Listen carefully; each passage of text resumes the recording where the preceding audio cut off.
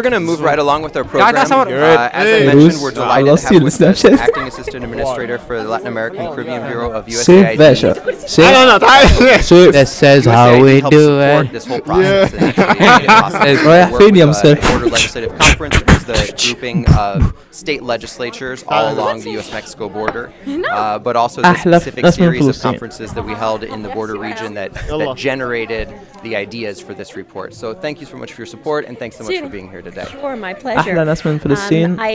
I'm very happy to be here at the launch of this report, and again, congratulations to the Wilson Center, to the Council of State Governments West, and to the Border Legislative Conference for spearheading this effort. This is how we do it. Recommendations that we have here today. وفقا للإحصائيات promising time. Mexico's bold economic reform agenda includes we are Egyptian women. Sisi no. I got this. You are Obama. Education system. Shut up, your hands, Obama. No. The U.S. government. We're gonna take this picture from you someday. Okay. في ناس طرطنجية في الغرفة. لا والله. والله. الكل طرطنجي. Wait up. Ladies and gentlemen, good evening, everyone. Today we're having a conference. Like everybody's looking at me. Thanks, everybody. You are welcome to get out of 2013. This is a high-level dialogue that contains cabinet-level and independent office-level participation from both sides of the Mexican state and the United States.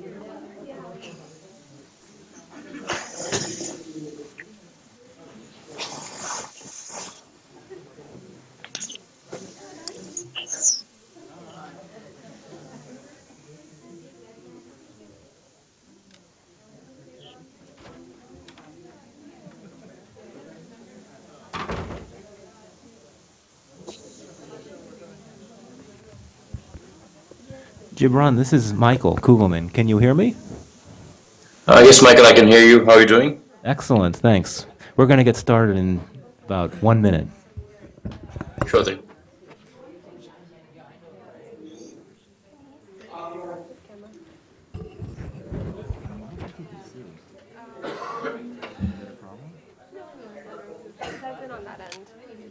I think it's like a media interview. Like, you know when you're interviewed by the media on Skype that you just see your static? Oh, really? Okay. No? At USIP, we used to have another camera, but sometimes I have to remind myself, so I was wondering. Oh, okay. I'm going to get started.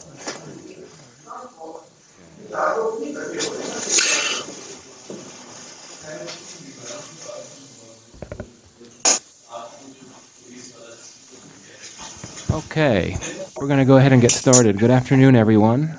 I wanted to thank everyone for coming. My name is Michael Kugelman. I'm the Senior Associate for South Asia here at the Wilson Center. Much appreciation to you all for your patience. This event was, of course, originally organized last week. Mother Nature had other plans. Of course, it was snowing again today, so we're really just glad this is finally taking place. Last week, as you all know, the White House hosted a summit on countering violent extremism. And one of the components involved the discussion of community-led efforts in Boston, Los Angeles, and Minneapolis to preemptively avert youth radicalization.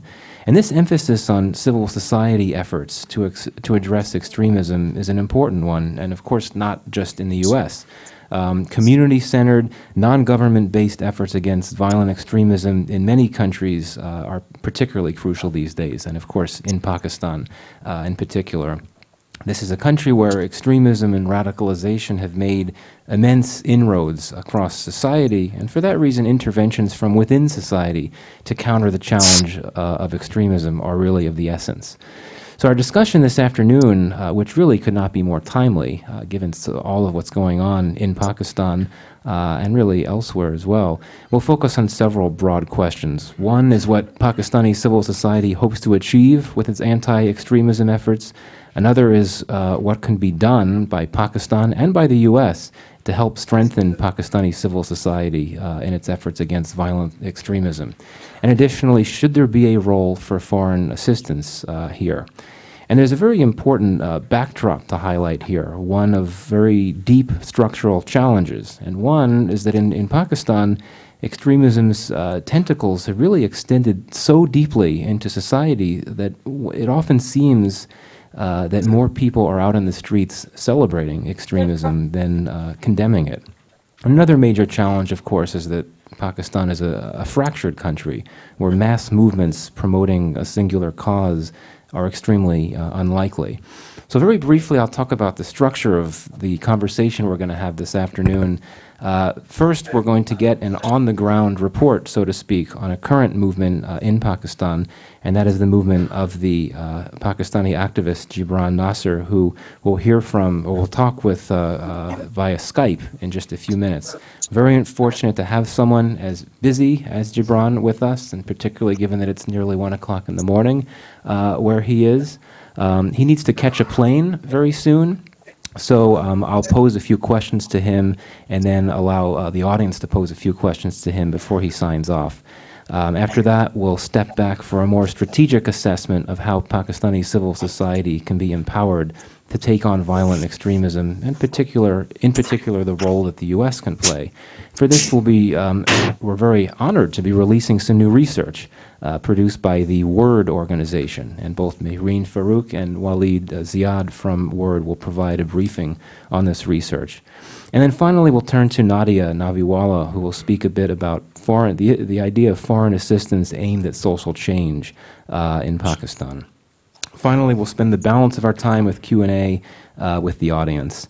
Very final word, this event is being live streamed via the Wilson Center website, and we invite those of you watching online and in the room to live tweet the discussion. You should use the hashtag PakistanCVE.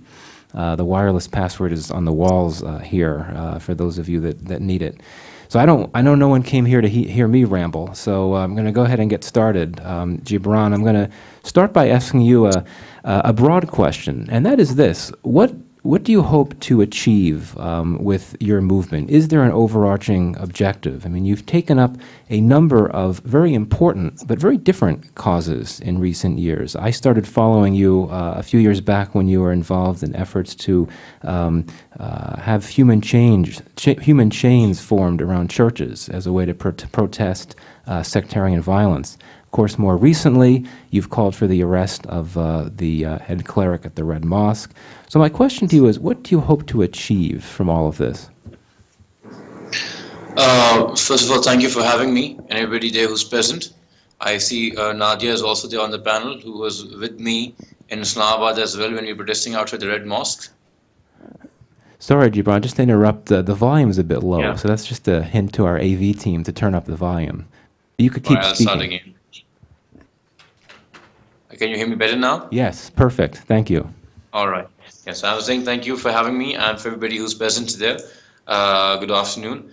If it's, I believe it's afternoon there, and Nadia is there on the panel with you, who was there with us in Islamabad as well when we were protesting outside the Red Mosques. So the one thing I do intend to achieve from these movements is primarily an awareness. It's primarily an awareness campaign, because a lot of people, for whatever reason, are under the impression that, as you rightly said, that extremism and terrorist networks have made inroads in our society. And as may that be the case, a lot of people, for whatever reason, fail to still believe that. And a very clear indication of that is that the kind of reaction which has come from the Pakistan society after the barbaric Peshawar attack should have come much before, because we are a nation which has lost 55,000, and I know it is becoming ridiculous how much we have to emphasize and highlight it, but that's the sad state of affairs here, that we have lost more than 55,000 civilian Pakistanis and law enforcement agencies officers while fighting this war on terrorism. We've had more than 100 counterparts of 9/11 on our home soil, and yet we are waiting to be united against terrorism and extremism, and be united on one agenda, that whatever kind of militancy, whether political or religious, should not be tolerated on our home soil, regardless of the case. that if it's being funded by any foreign country or government, or it's a foreign military, or if it's something which is homegrown or ingrown. But as is the case in Pakistan right now, the kind of outfits you're fighting against primarily are homegrown. Yes, it's a job of the Pakistan army to go fight war on the western border against Taliban and ensure that our tribal areas are made safe. But it is the responsibility of the people of Pakistan and the government of Pakistan to make sure that our cities, our urban centers, our villages, our towns are made safe. And all I'm doing right now is I am highlighting and pointing out who these terrorists are, because a lot of these terrorist outfits operate in Pakistan. A lot of the members contest elections. A lot of these banned outfits provide political support to political parties. A lot of these banned outfits operate charities and other social relief centers by which they try to project a soft image of theirs and try to make further inroads in societies. And furthermore, they hide behind the mask of religion. They all present themselves as clerics, just like as the case in the head cleric of the Red Mosque, the same guy who wanted a state within a state, the same guy who for whose sake a military operation took place in Islamabad, the same guy who is on record of saying that he has more than 10,000 suicide bombers waiting for his cue to go and blow themselves up in Pakistan, the same guy, students of whose madrasa invited ISIS to Pakistan to avenge the military operation on the Red Mosque and to establish a caliphate in Pakistan. And he himself is on record in a video interview saying that there is nothing wrong with his students inviting ISIS to Pakistan. And then again, he goes on to justify the attacks of the Taliban after the Peshawar massacre. And he lives and he operates in a government mosque which is funded by my tax money, by tax money of the common Pakistanis. And he uses that podium and that mosque to actually condemn the acts of the Pakistan state and actually commend the acts of the murderers and killers of Pakistani children. And he again uses the high moral ground of religion by presenting himself a cleric, where he is nothing but an imposter. And similar is the case with other outfits like Lashkar-e-Jhangvi or Sipai Sahaba or Ahle Sunnat wal Jamaat and other banned outfits who time and again use the name of religion, try to fool the people. And there is no doubt about that, that there is a problem of illiteracy and there is a problem of intellectual impoverishment as far as Pakistan is concerned, because education is not something which is a basic right, even though it's very recently promised in the constitution. But every Pakistani child does not get free education, and hence it is very easy for in a country like Pakistan to use the religion as a ground to convince people to your agenda and to come to your and to align themselves with you. And these banned outfits, because they were not being called terrorists, because they were not being highlighted like we're trying to highlight them, they have gained a lot of sympathizers who, in fact, right now, a lot of Pakistanis believe my campaign and my activism to be a propaganda. A lot of people claim that I am perhaps funded by a foreign government. A lot of people believe that I am perhaps an agent. And that's only because the government of Pakistan, which is supposed to be the most credible authority in Pakistan, refuses to make the names of these banned outfits public. It has become so ridiculous that when we actually very recently protested in Karachi, for which we were also arrested, when we were protesting against these banned outfits, in return, in response to rather going and taking an operation against these banned outfits, the government of Pakistan removed the list from its own website, where the list was present of all these banned outfits, so that the common man in Pakistan cannot even access the list of the government website and know and learn from themselves who are these banned outfits. Because as I said, these banned outfits and their members continue to contest elections, they continue to form alliances with the other political parties, mainstream political parties, they continue to run charities and mosques. And if a common Pakistani does not even know that who is a terrorist and who is the right representative of Islam, who is a rogue cleric, who is an imposter, and who actually is a certified cleric who is talking sense and making sense with his verdicts, then you are heading towards nothing but an utter state of confusion. And that situation is not just vulnerable, but it is also that much easy to exploit and cause further violence. So all at the moment I'm trying to achieve through my activism is plain and simple in education and awareness of the common Pakistani man and woman, which was technically the prime responsibility of the government of Pakistan. But because it's failing to do so, we as citizens are taking it upon ourselves to do that job. Okay, we have a very full room here, and I wanted to some people here to have an opportunity to ask you a question. So we're going to have a microphone going around. If you could please wait until you're holding the microphone to ask your question, otherwise Gibran won't be able to hear you at all. So if you have a show of hands. Okay. I'm going to pose another question while you all have a time to think about what you may want to ask. Gibran, one of the criticisms that we've been hearing over the last few weeks surrounding your movement is that fewer people are turning out for your events and rallies in recent weeks compared to what was happening in the immediate aftermath of the Peshawar school attack. How do you respond to this? Because I know and I imagine that this movement of yours is about so much more than pure numbers. After Peshawar attack, when the government of Pakistan called on all opposition parties and they all had an all-party conference and they sat together and came up with a national action plan, and the chief of army staff said that we will not tolerate terrorists in Pakistan, one thing has happened, and that is more terrorist attacks have happened in Pakistan.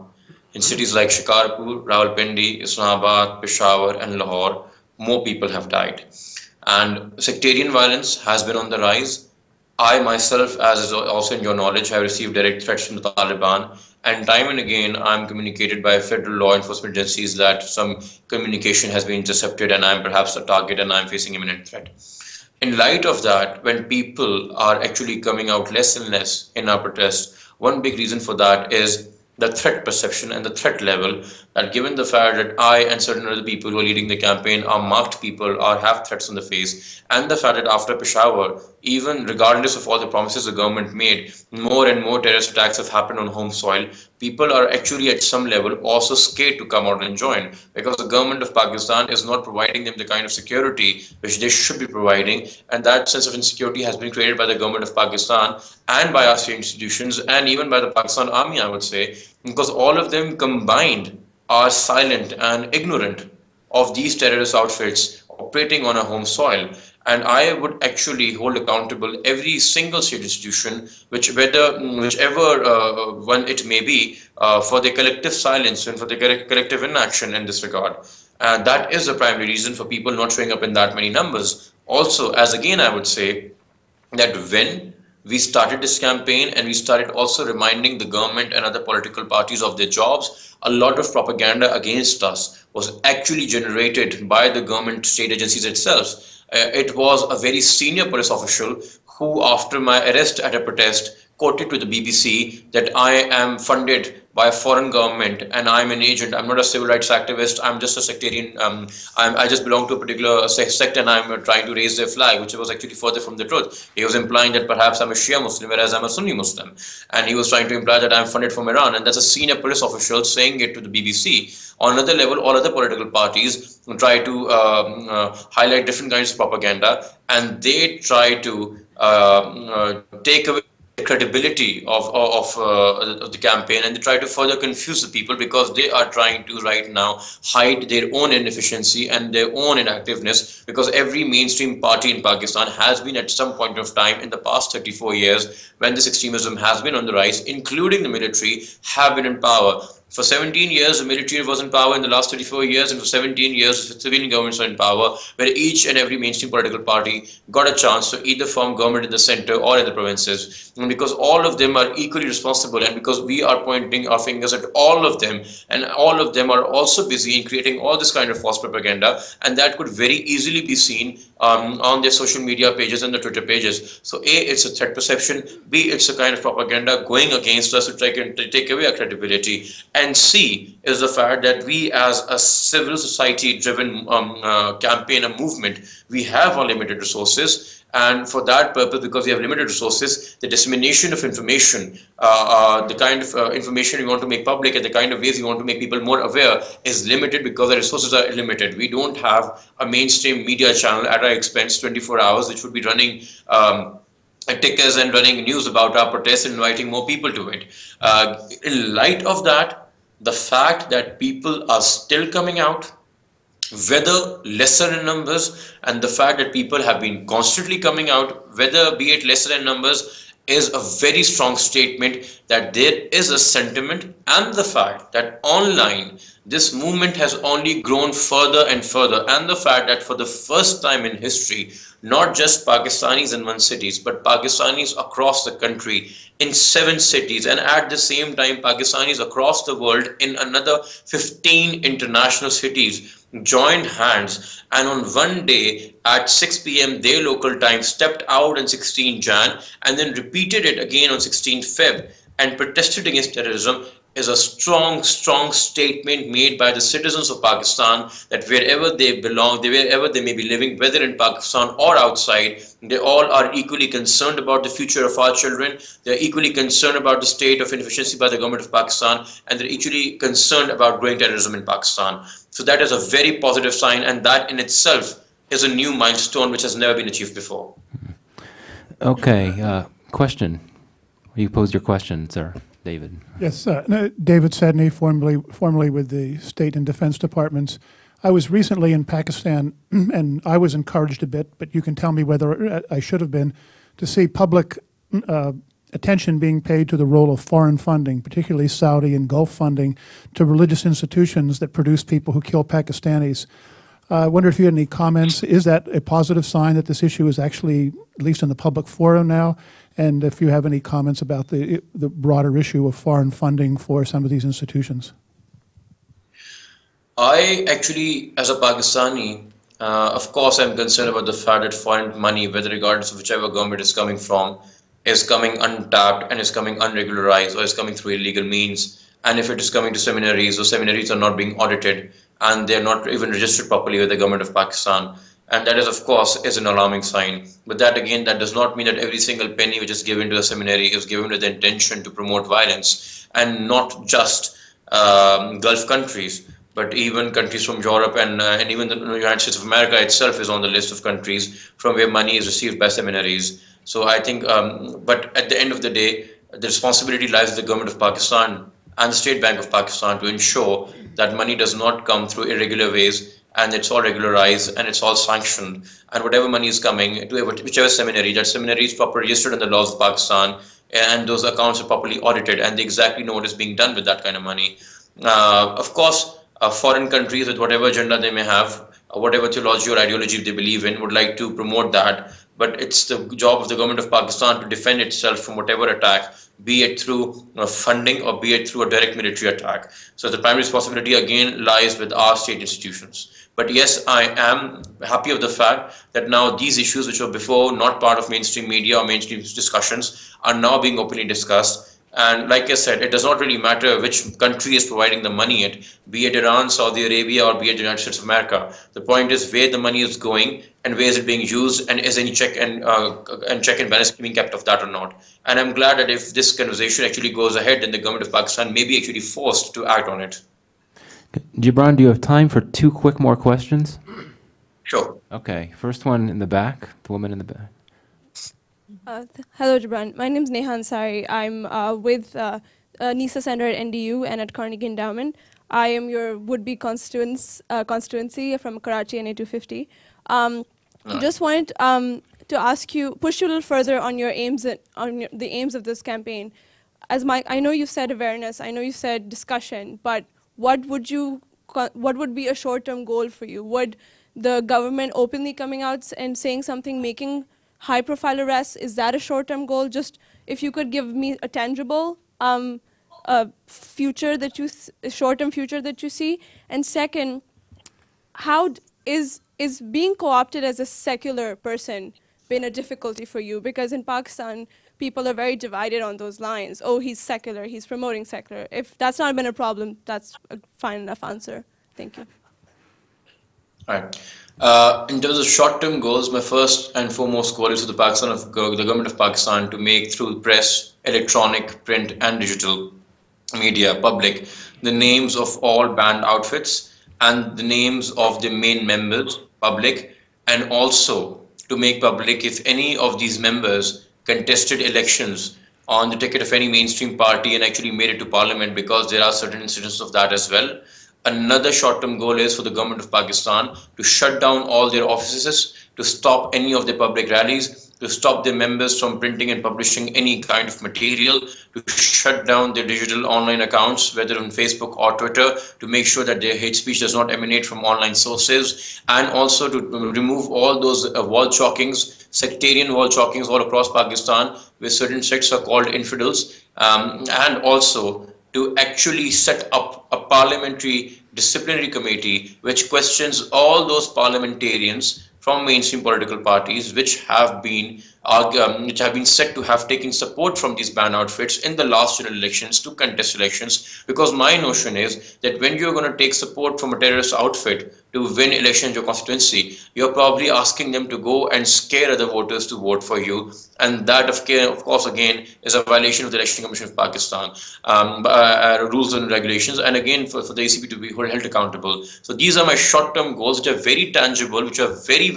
doable, because this does not really require you to go on a complete all-out war. As far as making arrests is concerned, that should these people be arrested immediately, of course that's another short-term goal, but at the same time the government of Pakistan gives this excuse time and again that if we go for these arrests and there will be blood on the streets. And that is more alarming for me, because it actually is an admission by the government of Pakistan that they have allowed things to deteriorate so further, for the law and order situation to deteriorate so much that they are actually scared now. The government of Pakistan, with its entire police force, its entire rangers and FCs and army, being a nuclear power, is scared to take on Maulvi Abdulaziz, is scared to take on Aurangzeb Farooqi or Ahmed Ludhianvi or the likes of other terrorists who roam around in our streets because they fear bloodshed. At times I find it nothing more than an excuse, but we can at least start with shutting out their offices and shutting out their outlets by which they share their agenda and propagate and advocate their hate speech and their perverse ideology. As far as being secular in Pakistan is concerned, unfortunately, because I was running this campaign, and because the campaigns which I was running against was primarily against terrorists who identify themselves with the Sunni sect. Not that I'm saying that Sunnis are terrorists, but these terrorists identify themselves the Sunni sect. So one way they wanted to attack me was by claiming that perhaps I am a Shia Muslim and I'm funded by Iran or something. And again, I do not mean that every Shia Muslim is funded by Iran, but that's what they were trying to imply. So I actually had, for the first time in my life, come onto public television and say that I'm a Sunni Muslim, even though whatever my politics may be, whatever my activism may be, has nothing to do with religion. And I try to keep it as far as from religion is concerned. But as far as this particular campaign is concerned, which is reclaiming your mosque, this is a campaign which emanates from Islam, because where an extremist narrative has been given by these clerics through a perverse interpretation of Islam, we are trying to give a counter-extreme narrative. We're trying to give a peaceful and more tolerant and liberal narrative, which is also emanating from Islam, because their premise of killing is Islam. So our premise of peace is Islam, because that's the only language they are willing to listen or adhere to or be convinced by. And if not them, because of course the terrorists are much more brainwashed in their ways and much more radical, but their followers and sympathizers are very much swayed by our arguments when we actually quote the right interpretation, the right text from the Quran, from the Sunnah, from the Hadith, and from other writings by the religious scholars, that suicide bombings, that acts of extremism, that takfirism, that is calling another sect infidel, or naming or killing in the name of God, or patronizing Taliban, these are all anti-Islamic acts. So to that extent, yes, this campaign, this activism is not secular. But keeping that aside, of course, as you mentioned, being from my constituency, when I was contesting elections for the National Assembly of Pakistan, my manifesto was secular and my politics is secular, and that's what I aspire to. And as difficult as it may be to do secular politics in Pakistan, but my aim always in life has been that we don't do things which are popular, we do things which are right. Okay, final question, gentlemen. Gibran, I'm Khabar Rizvi from Pakistan, Islamabad. I appreciate your work and your position, but I feel a little offended when you put every blame on the political parties without giving the right share to the military. Spending years and years in jail and being victimized by the state, this statement just recalled me what happened with the political parties during just recent elections. How many of them killed and how many have been simply subjugated. Issue is that you did take a couple of times military as part of the problem, but the way you are framing the political parties is, in my personal view, is misleading. So my question is that if you complain against that propaganda calling you foreign agent, it is nothing new in Pakistan. Even Benazir Bhutto was called raw agent. And there are so many examples. Issue is what is civil society, and even your movement is divided. Previous protests in Islamabad was one at Appara, other at the parliament. So issue is that what you are doing to bring together your civil society, so-called civil society, overwhelmingly funded projects other than real movement. So if you will take this kind of position against your natural allies, the political parties, what do you think, where you are heading? Thank you. Okay. So first of all, if I recall correctly, which I have said in this very brief talk, I said very clearly in the past 34 years when this violence started emanating in Pakistan, 17 years the military was in power. So I have not at any time on a level said that the military is not responsible for this. In fact, I started off by saying that I hold the military accountable, equally accountable. And when I say every state institution, I would like to believe that under the Constitution of Pakistan, the Pakistan military or the ISI or the IB is a state institution, of course. Otherwise, it would be very scary if you call them a non-state actor. And furthermore, when I say right now, currently talking about the political parties, I would like to believe that I live in a democracy. I would like to believe that in this democracy, under the Constitution, Nawaz Sharif is the head of state and Rahil Sharif is a subordinate, and not vice versa. As ground realities may be different, but I do not like to advocate things and make them more worse, because I would like to see my military commander being a subordinate to my civilian commander, which is the Prime Minister's office.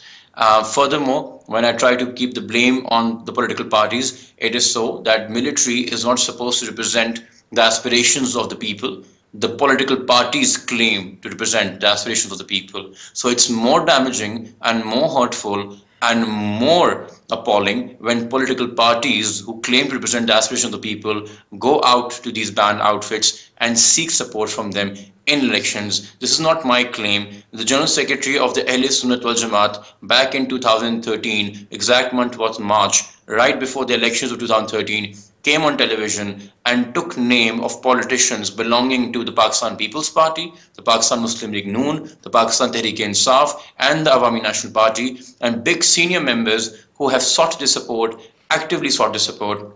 And I can even provide you evidence, pictorial evidence of all these political parties, including the Prime Minister Nawaz Sharif, meeting leaders of these banned outfits in the Governor House, in the Prime Minister House, in the headquarters of these political parties. So that is why what's my biggest contention from them is, because when a military dictator comes and he throws away democracy and he suspends the constitution, I don't expect much from him, because he does not have much respect for the aspirations of the people when he does that. But who I have expectation from is from the political parties. And I'm not just being called a foreign agent in Pakistan, I'm also called a military tout in Pakistan. But then again, my question is that yes, I do hold the military is equally responsible, because it was Ziaul Haq under whose policy we radicalized our madrasas and our seminaries and we put them on that wrong path. And it was under Musharraf that we tried to fabricate something which was called the madrasa reform, and it was actually not real reforms. And he aggravated the situation because he allowed the sectarian outfits to grow much stronger under his era again,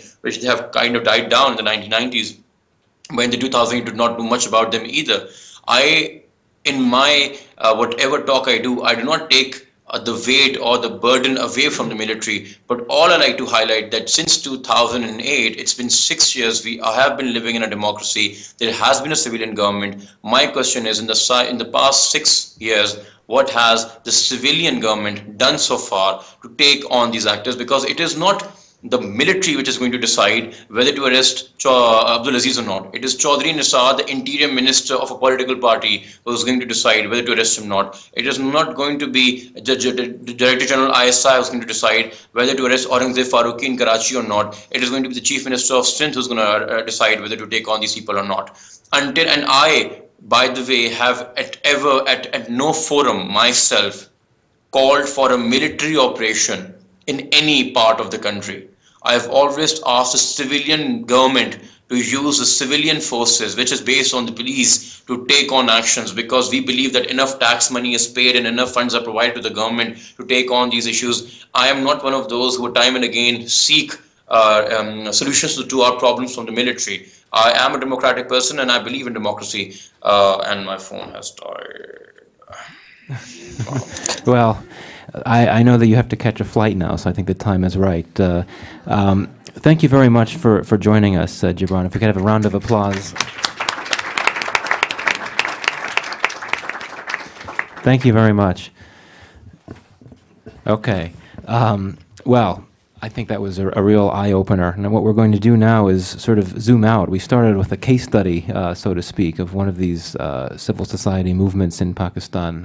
And now we're going to really step back and sort of get a bit of a more strategic sense of where things stand and what's going on and what Pakistan needs to do, what the U.S. can do to strengthen civil society groups as they try to take on violent extremism. So welcome, Mayreen and Waleed.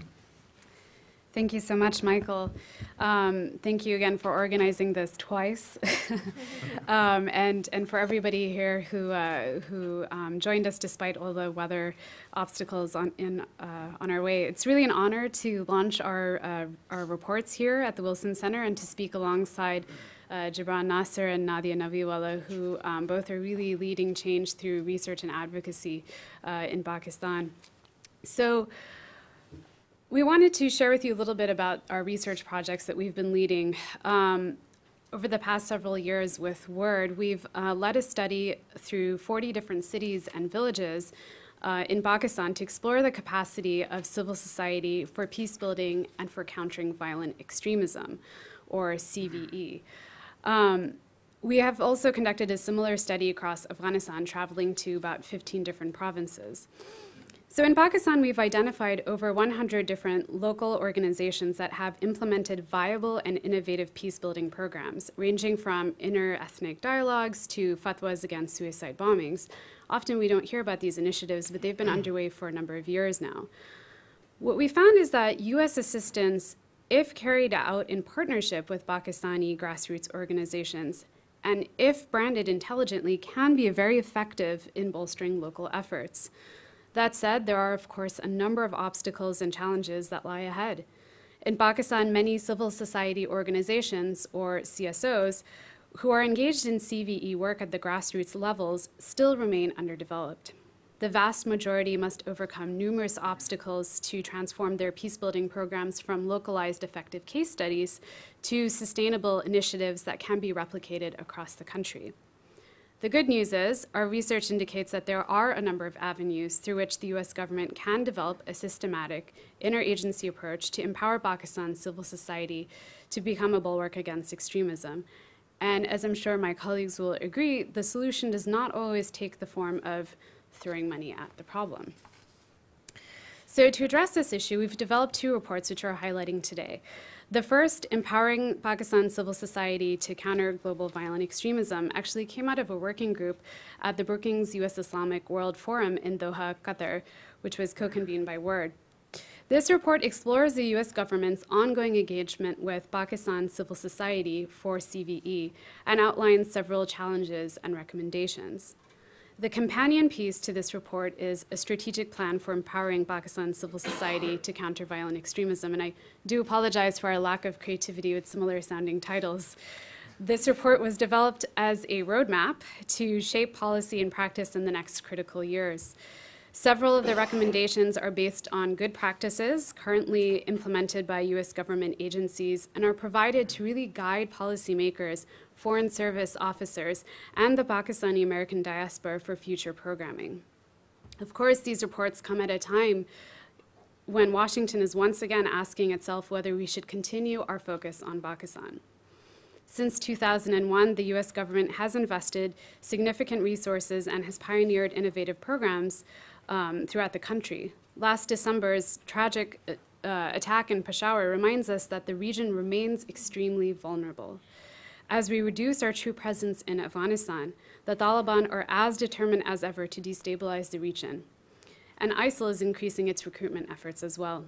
So we have to continue our focus on Pakistan now more than ever before. The brutal attack on the school in Peshawar, we hope, will in fact become a turning point for Pakistan's history. Pakistanis from all walks of life have come to the streets and have flooded social media outlets to condemn terrorism.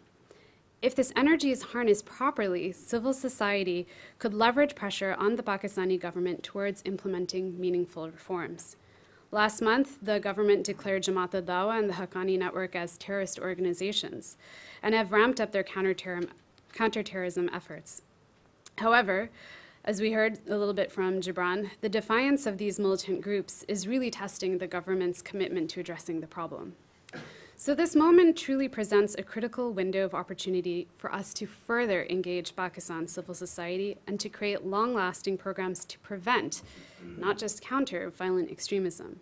We have to work with civil society actors like Gibran and countless others like him, and we have to encourage the government of Pakistan to protect civilians who are standing up against extremists.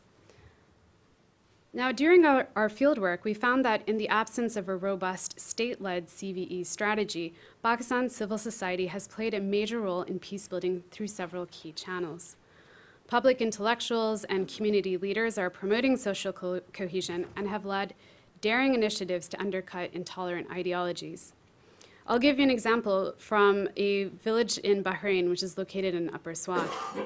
So when the Taliban were entering this region, they literally started hanging people from lampposts, anybody who dared to stand up against them. They sent a couple of their commanders to the village to warn the elders that if they did not publicly renounce their beliefs and pledge their allegiance to the Taliban, that they would suffer a similar fate. But with the support of the entire community behind them, the elders did something very interesting. They turned around and challenged the Taliban to a public debate on their beliefs. So the funny thing is that the community knew fully well that the Taliban were mostly illiterate and knew very little about Islam. So fearing humiliation, the Taliban relented and eventually let the elders return to their homes in peace. Other activists are organizing anti-terror campaigns and public rallies to mobilize various segments of the population against the Taliban. When militants took over the Swat Valley in 2009, religious leaders from across the country came together to organize the Strengthen Pakistan Conference. This, in fact, was critical in garnering public support for military operations against the insurgents. Some organizations, like the Women's CSO Payman, also offer specially designed seminars providing vulnerable youth with vocational training and counseling, and countless madrasas have actually done the same. Additionally, civil society groups publicly denounce attacks on innocent civilians. For weeks now, we've witnessed a countrywide campaign to pressure the government to crack down on Islamabad's infamous Red Mosque. Moreover, religious leaders have issued dozens of fatwas condemning terrorism, including a fatwa against ISIS, led by Mufti Raghib Naimi, whose father was killed in a suicide attack in 2009 for his anti-Taliban positions. And finally, social welfare organizations provide aid to impoverished communities to deter them from seeking support from terrorist organizations like Jamaat al-Dawa. If you're interested in other specifics, we have developed a 300-page directory of civil society organizations engaged in our work, which I'd be happy to share. So why, despite all these efforts, are we not seeing an end to radicalizations? Kind of leads to one of the questions, Michael, you had asked Gibran. There are a number of complicating factors, of course, both from within Pakistan and also from the US. So in Pakistan, there are 5 key reasons. First, CSOs often lack leadership and good governance skills. Most grassroots institutions also lack long-term strategic visions and don't know how to engage the media. So take the Raghib Naimi fatwa, for example, against ISIS. It virtually got 0 media attention by the West. Moreover, a lot of civil society organizations require basic social media training. So to give you an example, a couple of years ago, Fazlur Rahman Okarvi, who's a very popular religious scholar in Punjab, he had organized a counter-extremism seminar which brought in hundreds of young men to a simple madrasa in the sweltering July heat. Incidentally, this took place in Okara, which was the hometown of several of the 2008 Mumbai attackers. So Fazlur Rahman Okarvi is widely credited by his community for de-radicalizing local youth who had once supported Islamist militants. So as part of his efforts to expand his program, he had the foresight to post videos of his seminars online. Now, unfortunately, because he didn't have any social media skills, he didn't know how to tag it, had a very odd-sounding title, and as a result, literally, it received a handful of hits. Unfortunately, there are numerous similar examples of peace-building resources across the country that are not efficiently utilized. Second, as Gibran had noted, insecurity continues to impede project implementation and has made it difficult to organize public awareness campaigns in at-risk areas. Third, of course, there is financial viability. Most community-based groups state that they are not aware or capable of applying for funding opportunities and have to rely on community-based donations. A fourth obstacle cited by community organizers is the difficulty in mobilizing diverse groups that constitute the moderate majority. We found that this is partly due to poor collaboration between faith-based organizations and their like-minded secular counterparts. And finally, I should also point out that civil society and the government tend to pursue a rather reactive approach. In other words, activism generally follows major attacks, as we had seen in Peshawar and more recently in Shikarpur.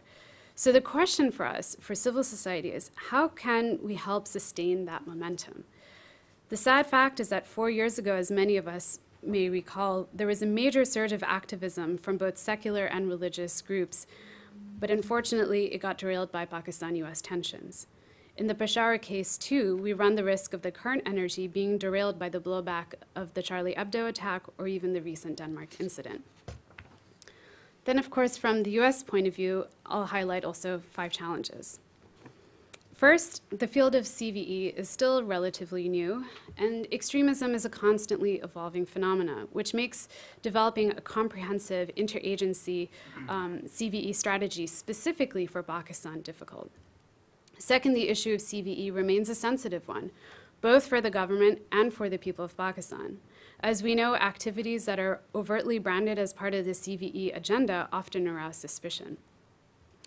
Third, the US government's broader regional concerns, Afghanistan, ISIL, and so on, often make it difficult for the administration to sustain a focus on Pakistan's problem of extremism on its own terms and to develop long-term Pakistan-focused solutions. Fourth, general security concerns prohibit US government outreach with local partners in high-risk areas and hinder effective monitoring and evaluation.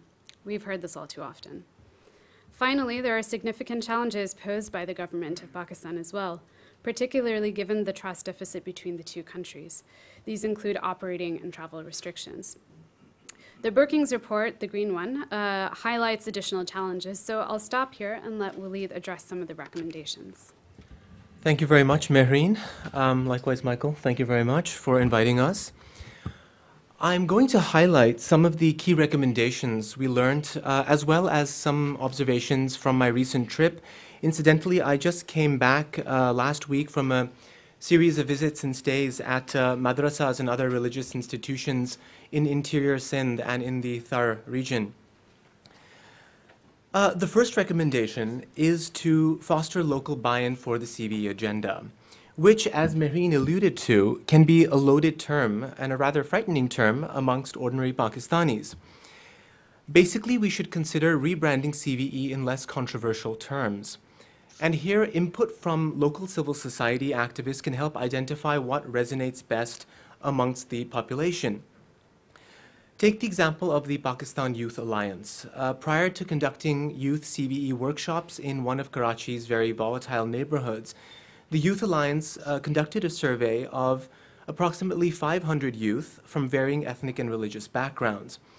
They determined that terms like building unity, tolerance, or communal harmony had much more resonance than countering violent extremism within the community.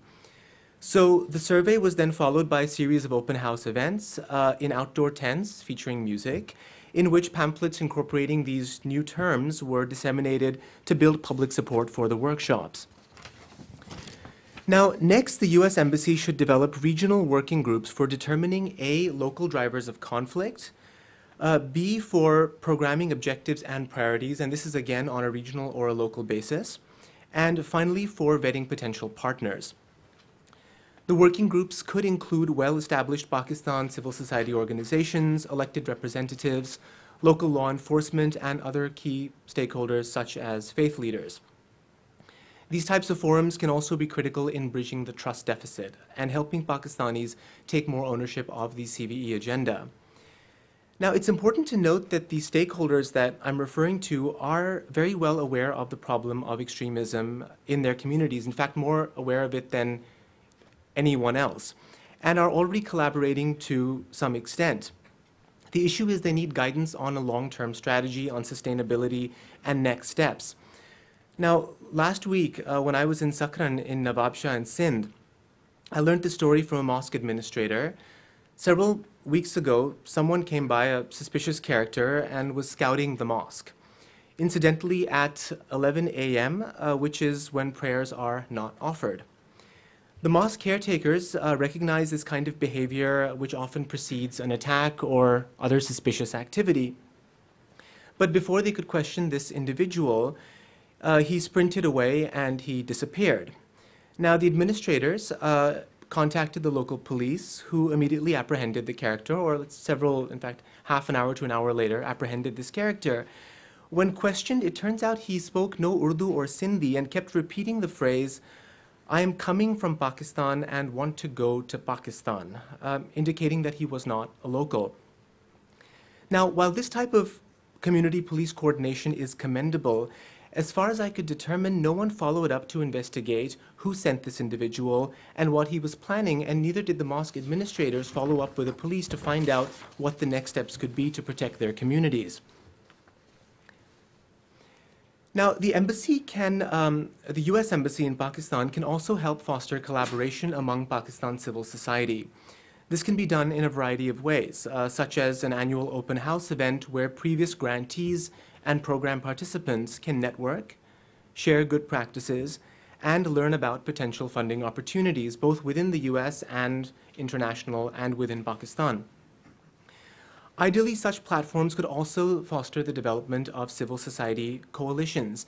Now, we cannot stress this enough. We've come across so many faith-based organizations engaged in countering Taliban narratives who are completely unaware of what non-faith-based groups are doing, often in their own communities and vice versa. You hear this very often from non-faith-based groups that the faith-based community has been entirely silent.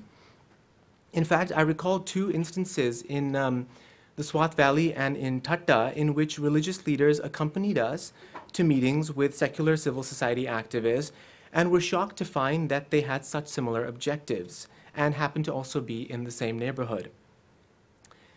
We also found that the diaspora, this is the Pakistan diaspora in the United States, is a critical yet underutilized asset. The U.S. government could engage Pakistani Americans on multiple levels, from identifying and vetting partners or to reviewing program proposals, and many have actually offered such services. The Undersecretary for Public Diplomacy and Public Affairs, Rick Stengel, recently coordinated a roundtable for Muslims to discuss the problem of ISIL. We could quite easily conduct similar roundtables with representatives from the Pakistan American community, focusing on this issue of peace building and the Taliban threat. And this will be relatively easier now after the civil society activism following the Peshawar incident. Another key recommendation we received was to prioritize institutional capacity building programs so that grassroots organizations can better carry out initiatives. With 500,000 Pakistanis living in the United States, Pakistani American professionals are well positioned to provide training in the fields of financial management, in the fields of communication, or simply the responsible use of social media. Now, I recently interviewed inner-city youth who lived through the sectarian clashes in Rawalpindi 2 years ago. I don't know if majority were following this, but these sectarian clashes, which didn't get very much international airtime, arguably gave the Lashkar-e-Jhangvi, the sectarian organization, a new lease on life. Now, populations in this case were incensed by the dissemination of doctored videos of sectarian violence on Facebook, falsely attributed to various Sunni and Shia groups. In fact, they were often posting ISIL videos and claiming that they were videos from within Pakistan. Now, in order to sustain relationships with our partners beyond the 1 to 2 year tenure of most US government officials in Pakistan, analysts recommended developing a contacts database, updated in real time, of civil society organizations engaged in peace building. Surprisingly, we still don't have a centralized interagency list of our partners and who we can work with and who is difficult to work with. To give you an example, we met with a contractor and asked them how they identify local partners. They told us we work with people who we've given money to in the past. So we asked, how did you determine in the past who to give money to? So they said, whoever has the best proposal. Then we, of course, asked what makes a good proposal, and they said the person who has the best program idea. And this went on and on for quite a while. Now, to be entirely fair, this contractor does do some commendable work, and there are advantages to having a fluid approach. But coming back to the original point, for continuity, we need to have more systematic ways of identifying partners. Now, next, CVE practitioners noted that we need to engage more rural grassroots networks, which has become increasingly difficult with security constraints. To improve outreach, implementing agencies could partner with well-established Pakistani development organizations like Sustainable Participatory Organization and the NRSPs, and collaborate with already developed networks of grassroots institutions. Now, keep in mind, these types of CSOs, NGOs have networks that they've developed over the last decades, and they have been working in the field of conflict resolution for a very, very long time in terms of also in terms of building Sunni-Shia relations, Hindu-Muslim relations, as well as dealing with interethnic problems in cities like Karachi.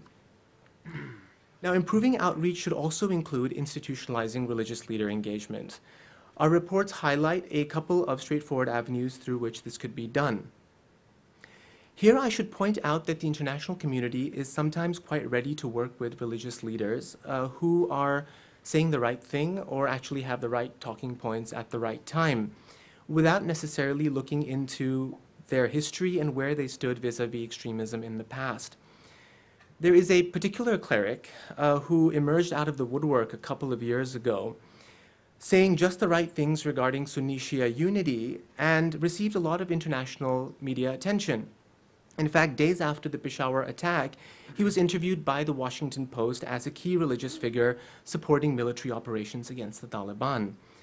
The funny thing is, though, if you do a Google search on him, you will see him arm in arm with leaders of some of the most brutal extremist outfits in the region, and may also find a reference to him more or less sanctioning terrorism in Afghanistan. All this to say, that a high level of regional expertise and cultural competency is particularly important for effective engagement of traditional community leaders and religious leaders. Several policymakers and practitioners recommend that Foreign Service officers involved in community outreach should receive cultural competency training, which should also include specific modules on radicalization to understand the risk factors of violent extremism on a region-to-region basis. This is particularly critical because several militant groups post 9/11 have rebranded themselves rather successfully. Next, approximately 80% of civil society organizations that we interviewed recommended improving the overall grants process. We've highlighted many suggestions in the report, so I'll mention only a few. In order to make grants more accessible to community-based organizations, CVE practitioners recommended that micro-grants programs, such as those implemented by USIP, should be replicated by other agencies. And equally important, we have to remember that the US government is not always the answer. Many will argue that the optimal role for the US government, including US government officials here, is to be a facilitator rather than the funder or implementer. The US government should, therefore, facilitate public-private partnerships to empower Pakistan civil society and link up civil society organizations to appropriate private foundations with less stringent reporting requirements. Policy analysts in Pakistan also recommended that we use a research-informed foundation for developing CVE programs. This could be achieved through supporting local organizations, universities, and think tanks to conduct research on risk factors of violent extremism. We could also develop scholarships for students studying these issues, and there's a fair amount of research being done in these fields already. And of course, we should require that all CVE-related programs include monitoring and evaluation frameworks that consider the theories of change for each initiative. Very essential. Last but not least, it's important to consider that success will depend on an integrated approach. Now, here I'm talking from the US policy perspective. in which we streamline communication within the U.S. government and also between the U.S. Embassy, the consulates, and Washington, D.C., and with international organizations. This approach will help us ensure that the development of an institutional memory of good practices which are already in place and which can be replicated in other countries of concern. The reports highlight several ways this can be done without, of course, adding too many bureaucratic hurdles, which is everyone's initial response. So I'll end here. Well, thank you to both of you.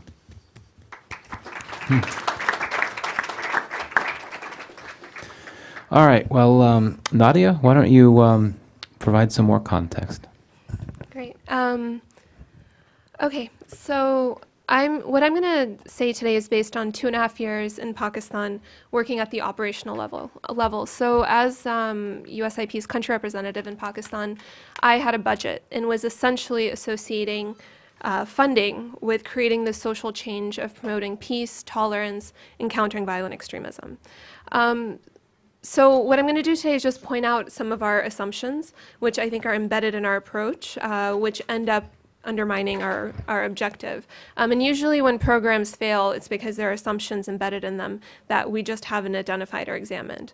And the second thing is I'm just going to try to expand the scope of possibility here by going beyond what we are currently doing.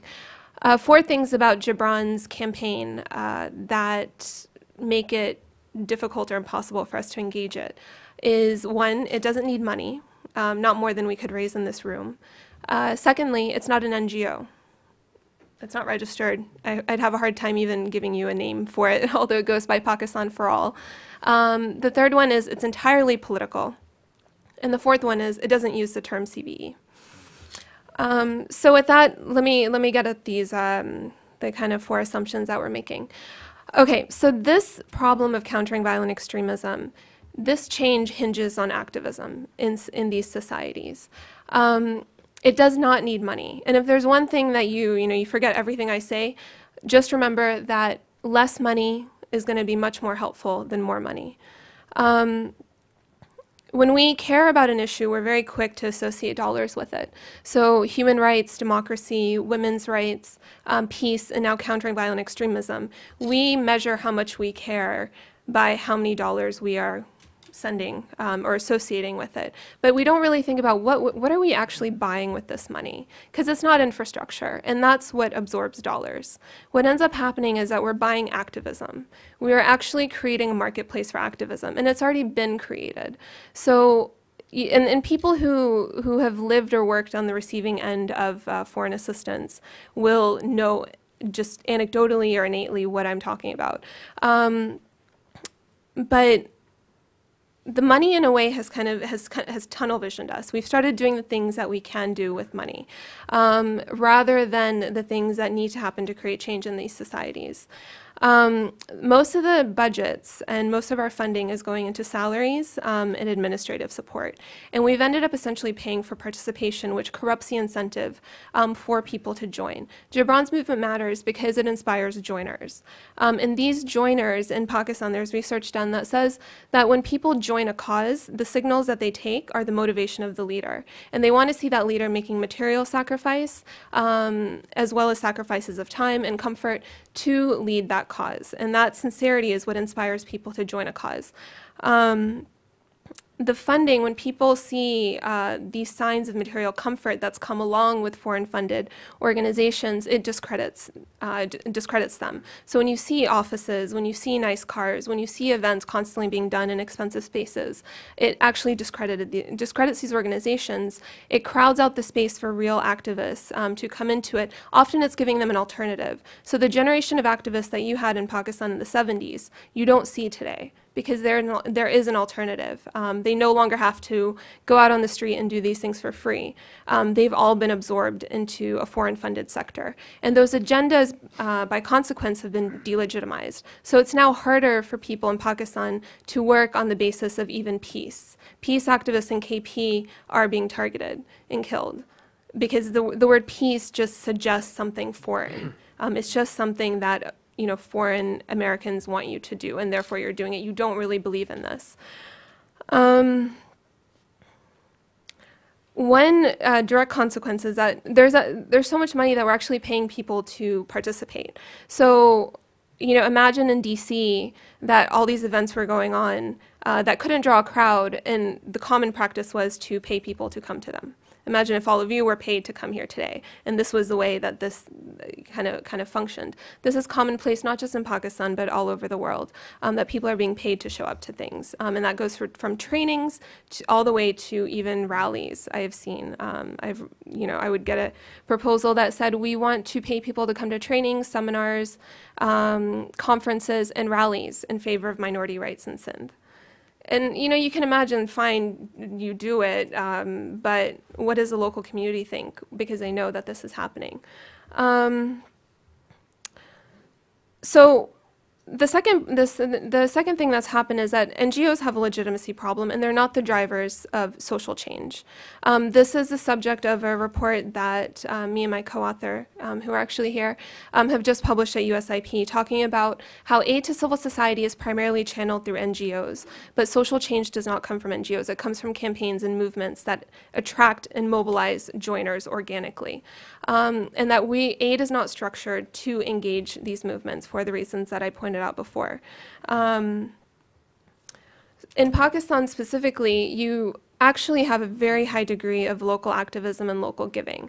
The value of local giving actually equals, if not exceeds, U.S. assistance. $1.5 billion a year in 2009 or 10 was the amount of local giving, which includes the value of volunteer time, in-kind support, as well as contributions. There is a lot of money in that society that people do want to give. It is a very giving country. But there is a divorce between what Pakistanis are supporting and what is coming in with foreign funding and what that activity is. Most of this activity you see happening in Islamabad, which is not the locus of local civil society activity. There's a researcher named Masouda Bano who has looked at this. She looked at 40 Pakistani NGOs. Half of them were locally supported, half of them were foreign supported. And she found that contrary to our theory of providing democratization support, for example, or human rights support, and now you could say CVE, that foreign funded organizations could not mobilize local supporters. That even if they had started with a cause and had initially received local funding, once they started taking foreign funding, they could no longer attract local support. One of the reasons is that the size of foreign funding is just, once you start taking it, once you start building your capacity to the way that foreign funders want, you have an office, you have a larger structure to sustain, local support is just not enough for you, because suddenly you have higher administrative expenses. So organizations that converted also could not go back. But what she found was symptomatic is that foreign-funded organizations tended to have higher material incentives, no volunteers, and were not focused. So they kept changing their mission and their agenda according to what foreign funders wanted. And you see this happening in Islamabad, where NGOs have figured out that CVE, extremism, is becoming the new trend. So you see organizations that work in women's rights coming to you and saying, oh, we want to do CVE work. Since I didn't have mobility restrictions, I actually used to go to the programs that we supported, and I'd often see that a CVE event, which had a printed banner about minorities, was heavily about women. So you see, so you don't get the sustainability of work either, and the work tends to end when the funding ends. The fourth issue is that, like I said, we tend to do what we can do with money. And what this translates into being is we do trainings, we do sensitization sessions, we do capacity building, and we do events. These are not the solutions that you need for societal change of the scale and scope that we're talking about. Trainings are fine for hard skills, and this is what Walid and Mehreen have pointed to.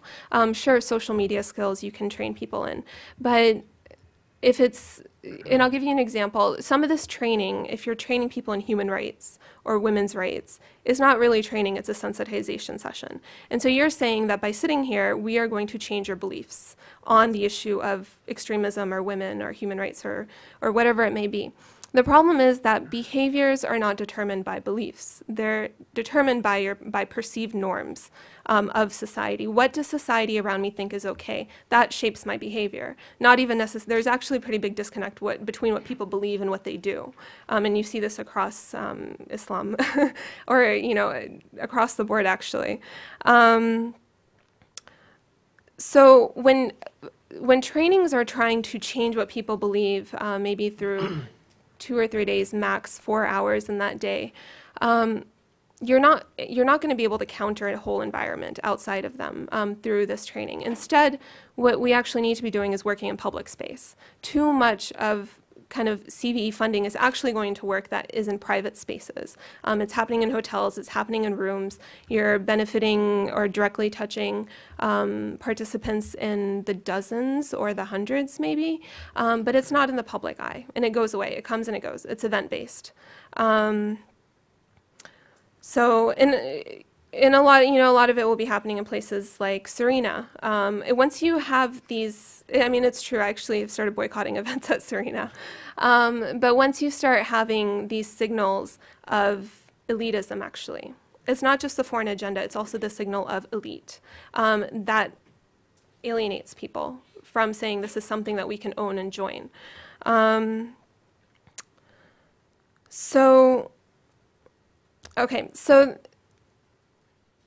Okay, yeah, and sorry, one more example. I mean, there was an event.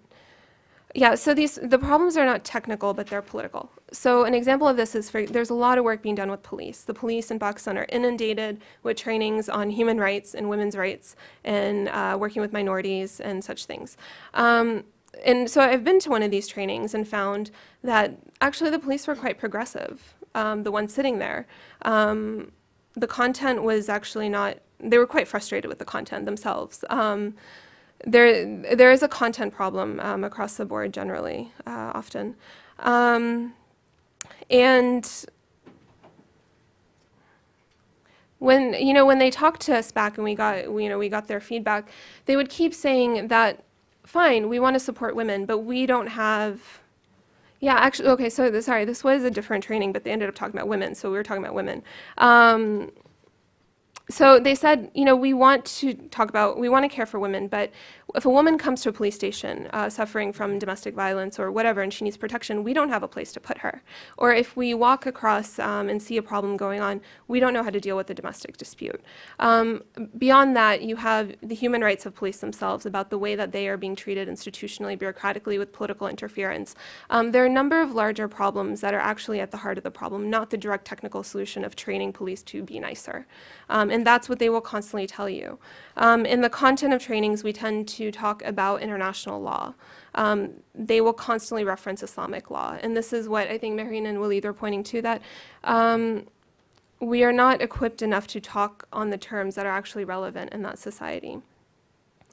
So the fourth kind of point is that there's, the CVE term is problematic. The bad news is it doesn't mean much concretely because violence is much more nuanced. The forms of violence are much more nuanced, and CVE doesn't actually point you in any specific direction. If you try to do hard research or hard programming with the term, you very quickly have to redefine it into something that's much more specific to the subnational context. The good news with it is that it's actually operationally, while it doesn't work, it's given people the space to do much more responsive and adaptive programming. And here I speak directly to the U.S. Embassy, which I think has come up with some really innovative approaches where they have actually redefined the term CVE. So with the term CVE, we had a group that used the term CVE, violent extremism, in its title. So it was a youth hub against extremism. And the kids who were part of this youth hub, when you really pressed them, would say, we went on the, it was students from across the country who we brought together a couple of times to talk about the term and actually train them in dealing with CVE in their societies and communities. And they said, we get a lot of pushback. If we go on the radio and use the term violent extremism, even translated into Urdu, a lot of callers call back and are very angry and say, you're just carrying a foreign agenda, or this is just an American agenda. So I think we have to realize with this term is that when we use the term violent extremism, we're going to find people when we go to Pakistan or in Islamabad who say, yeah, we get it, we're totally with you on this. But we have to realize that we're picking a side. This is a debate, an active debate and an active divide in this society, and fine if we're taking a side. This is a political problem, but I think we need to understand the ramifications of picking a side, and that it is an active debate, and sometimes using these terms is more divisive and alienating. So instead, like Walid pointed out, we need to displace the term CVE with more nuanced terms. The problems in Pakistan, in Punjab and Sindh, they're sectarian. In Gilgit, they're sectarian. In KP, it's about the vision of the state. Similar in FATA. It's also about local services. And perceptions of corruption. In Balochistan, it's separatist, and in Karachi, it's criminal, and it's political. And ironically, we have a CVE program in Karachi. And we've said we care about stability here, even though it's not the same type of extremism that you see in KP or FATA. So there's the need to kind of get away from this term. Okay, so just to wrap up, I'd say the few things that we need in our approach. I don't think we can do the most that we can do with money, but at some point it depends on our local partners and the people that we're supporting, and it's a local problem that will be resolved locally. There's only so much you can do to kind of beat the market of what's there in terms of activism, but the worst thing that you can do is actually reverse it, and that's what I fear is happening by at least through our approach of putting money in these problems. With the funding tools, we need to broaden our definition of civil society beyond registered NGOs. We need to look at the unregistered groups. This is a lot of the religious organizations that Mehreen and Walid know of. I don't think we need to teach them to apply for grants. Instead, I think we need to modify our tools so that we can work with them, recognizing that what they need is a very small amount of money. So less total money, much smaller and much more flexible funding mechanisms. I will point out that I think USAID actually can be really flexible. It doesn't get credit for it. It's just that often we don't rely on those tools, or the contracting officers are not relying on those tools. We need much better networking to know who's out there. We constantly say this, but it's really a problem. We don't know what's out there beyond the NGOs that are registered. The security restrictions in Islamabad have just gotten so bad in the past 3 years, much worse than the security conditions. And this is directly obstructing the ability for our foreign service officers to know what's going on in society. And instead of trainings, I don't think we should train people in CVE. I think they need ground experience. And if they can't get outside the embassy, fine, but longer than a 1-year term in Pakistan. You're not going to learn anything about Pakistani politics and society by being stuck at the embassy for 1 year. There need to be 3 or 4 year postings. And if you can't do it with foreign service officers, then you have mechanisms to hire like short-termers to be at your embassy and do that. We need to work with organizations that have never received funding before and fund them in a way that allows them to maintain local legitimacy. We need to use local legitimacy as an indicator for who we support, not their ability to produce contracts and accountability reports, which is actually what drives our selection process. We need to fund the groups that have local legitimacy, fund them in a way that allows them to maintain their legitimacy, which means less money, less reporting, allowing them to focus on their constituencies, and then transition them back to local support. One thing that we did at USIP is we did a grant of $1,600. And of this, $600 was what the organization could use to produce a video about their work. It was actually named Rabth, and I don't know if Zainab Majoka is here, but she was part of it. So they used that $600 to produce the video and use that for an Indiegogo campaign. And raised $10,000 from local community supporters. That was $600. That's something that structurally donors cannot be bothered with, but it's what taxpayers would love because it is so much more effective and provides that ongoing donor support base, which is local and philanthropic. So in this way, there's a trade-off between impact and sustainability. Impact, you can throw a lot of funding in. It might give you the short-term impact, but that work will not be sustainable because it just costs way too much for locals to sustain it. We need to ask much harder questions about what our programming is doing and why it is having the effect that we say that it has. I wouldn't give programs the benefit of the doubt when you see kind of these brochures about them. Finally, so we're biased in our ability to provide technical solutions to these problems. The problems are political. Unfortunately, our political leverage is entirely being used to capture and kill terrorists. We need to be able to use some of that political leverage to get the changes that local society need to fight their own battles. This means three things. When I started looking at this problem without thinking about funding, what you get to, what you learn, what I've seen with Gibran, is that Pakistanis need a protected right to peaceful protest in Pakistan. These protests are very difficult because they're being, Gibran's protesters are being arrested by the police instead of being protected by them because the government does not want people to congregate, because they say that it becomes a target for terrorist attacks.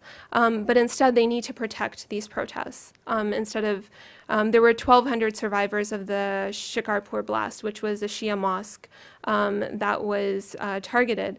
And 1,200 people marched from Shikarpur to Karachi, and they camped out in Karachi for 2 days. The government, blocked them from approaching the chief minister's house, but declared it a criminal offense to participate in that protest and threatened to arrest all the protesters. So there needs to be a protected right to protest, because between the police arresting you and the Taliban threatening you and then actual unknown attackers showing up, people are not going to come out. They're too scared. Secondly, we need to help Pakistanis realize the value of giving to social change efforts. There's a lot of money, like I said, but most of it goes to education and health and tangibles. Pakistanis need to invest in the social fabric of their own society. And a lot of these initiatives that we're funding, or the ones that especially we can't as Americans, those are where Pakistanis need to step in and be a bit more curious so that they're owning their own CVE agenda. And third, we need to boomerang local efforts to get shaming and accountability. So change is local, but it does matter when the international community notices and kind of amplifies what locals are doing by noticing things like this and either making statements or small statements, and it gets governments and militaries to notice. So those are the three things that I think beyond funding would help a lot. And if we keep thinking in the direction of non-monetary forms of support, there's actually a lot that we can do. Thanks.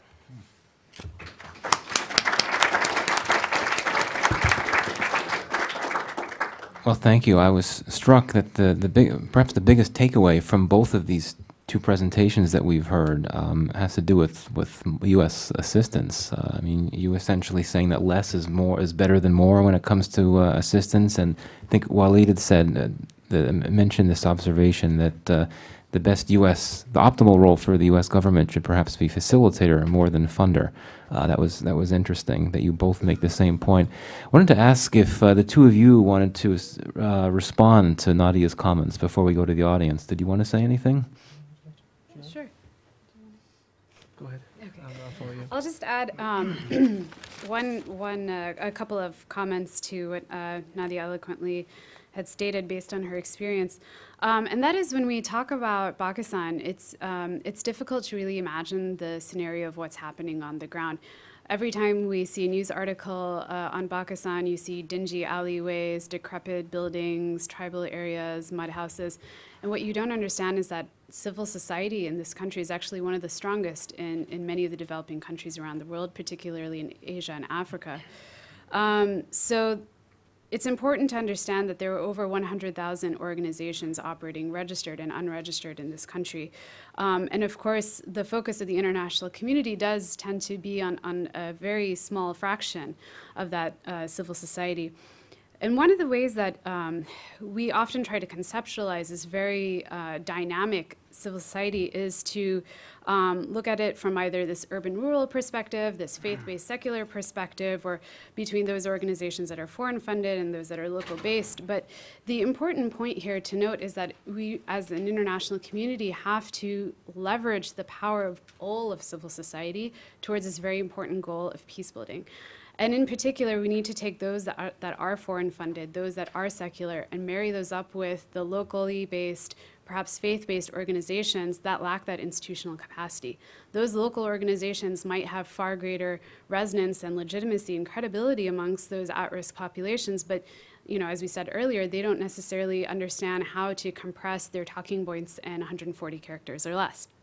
So how can we do that? So I think that really needs to be the focus moving forward, and especially as with all these discussions in Washington about decreases in foreign assistance to Pakistan, so we really have to think about how we can do more with less.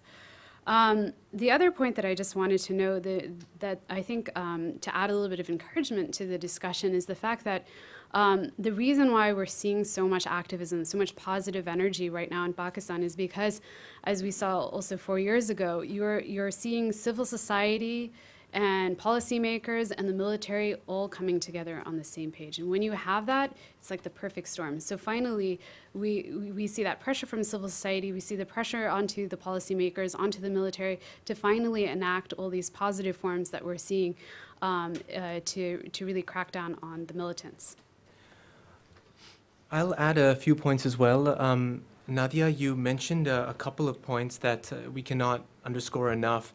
The first is the fact that there's no shortage of activism in Pakistan. It is a national pastime. It is for better or for worse, it's a very, very vibrant civil society that likes to come to the streets. And the second is that the international community's constant focus on NGOs or the type of organization that can absorb grants and that can actually do reporting of the kind I think most NGOs in the United States are not even able to do. One thing we like to highlight is that virtually every, and I'm saying here virtually every segment of civil society in Pakistan has been affected very directly by what has happened, particularly over the last 15 years. Many Sunnis and Shias will tell you that what we often call sectarian attacks are often done by the same groups who attack traditional Sunnis and Shias. And each of these groups, in their own right, when their respective institutions get attacked, know how to mobilize tens of thousands of people within a matter of hours in protests that are often very targeted and in which names of organizations are actually called out, or names of types of ideologies are called out, which may be promoting hate or promoting violence within the community. So we have all of these mass movements. The issue becomes, and obviously we also have the resources. Someone is organizing these mass movements. The question then becomes, how do we actually link up these mass movements? How do we, for example, take the mass movement that came after the tragic bombing of the Gharib Khana, the Langar, where the poor were fed at Data Darbar, where 40 of the poorest of the poor were killed? How do we marry that social movement that came out of that with, for example, a Shia social movement that comes out of the attacks in Shikarpur or various other Imam Bargas? And this then becomes a problem which goes well beyond setting up an NGO and well beyond throwing money at the problem. There's another complicating factor to this, that often when you approach organizations that do this kind of activism and you talk about the kind of help that's required, the gut reaction is, well, we need more money. Okay, in certain cases money is needed, but it's also because many organizations are not aware of the type of support that could actually come and the type of skills that people in other parts of the world, or let's say in other parts of Pakistan, may be able to impart to these organizations to make their efforts more effective. Finally, I just want to make this point that protest is by no means the be-all and end-all of how of the response to extremism. Let's take Shikarpur. Nadia was talking about the kind of issues right now with the current regulatory and official environment, the issue with organizing protests in Shikarpur. Well, it just so happens a good friend of mine is a young imam from a Sunni mosque in Shikarpur, and they actually had a special prayer in commemoration of a Shia member of their community who was killed in this attack. Now, it's in itself a commemoration in a Sunni mosque is a type of activism, which often it's very hard to fit within the kind of molds of activism that we are used to hearing about. Interesting. One question for the panel before we go to the audience. I think it's been made very clear that there's a pretty sharp contrast between different types of CSOs in Pakistan. You have on the one hand the funded ones, which oftentimes are more visible. Maybe their capacities to do various things are stronger. And then you have the non-funded CSOs, which tend to be smaller in many cases, though not in all cases, less visible, but not necessarily less effective. So a question, and it's really a very simple one, is for the benefit of an audience here that may really not know, including myself, who some of these groups, these smaller and less visible yet very effective groups are. If you could just maybe single out one or two of them, and I know that you highlighted several of them in your report, but for the benefit of this audience here, if you could just tell us a few words about one or two of these groups. I'll give a very short answer here. I'm sure my colleagues will be able to give better answers here. When the Shikarpur incident happened, for example, you had several groups which took part in the protests and which issued public proclamations. Amongst those groups were labor and trade unions, so that's the whole segment of civil society here. You had traditional Sunni organizations. In fact, you had two, which I can think of right now, including the Sunni Ittihad Council. You had three major Shia organizations. These are umbrella organizations which contain, I'll put this in perspective. So these organizations are not simply an office. These are organizations which are umbrella organizations which contain a whole network, normally of madrasas, of religious schools, of mosques, printing houses. They will have social service NGOs as part of these umbrellas. Now, the fourth type of organization that took part in the Shikarpur protests were various political parties, and some of them were ethnic-based political parties, and some were broader Pakistan-wide political parties. Just to throw out three additional examples, just to give you an idea of just how diverse civil society is here. You have organizations that, like the Junaidi Foundation, based out in Fatah. So this is in the Khaybar Agency, perhaps arguably one of the most dangerous places we've heard in the press, and it borders the Afghanistan-Pakistan tribal regions. And so we met with one civil society activist who has literally had 16 members of his family either directly killed or kidnapped in this conflict over the years. And despite all the odds, he's still providing young women with education, sometimes through a network through his social network, so providing schooling to these young girls in homes. And he's also providing assistance to widows and orphans who have been affected by the conflict. And so his organization is an example that I think at one stage was registered, failed to maintain the annual record keeping that it had to do. And so it more or less kind of is in that realm of official / not really official. It's kind of in that gray zone, but yet doing incredible work in some regions that really the international community cannot access. Then you have organizations like the Peace and Education Foundation, which is based in Multan, which, for example, focuses on developing those counter-narratives. But then when the floods hit the region in 2010 and 2011, they were one of the first organizations on the scene connecting all the flood-affected regions with humanitarian assistance, with family kits, with blankets, food, and, which were essentially distributed through their networks of schools, both secular as well as the religious-based institutions, and through their shrines and their khanakas. Very effective model, we found. And then we have these informal educational seminars, which are known as darses.